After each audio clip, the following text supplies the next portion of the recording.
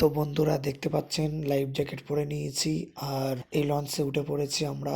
এখনই ছাড়বে আমাদের লঞ্চ এবং আমরা এই লঞ্চে 5 জনা উঠেছি আর 5 জন মিলেই ভাড়া করেছি লঞ্চটি।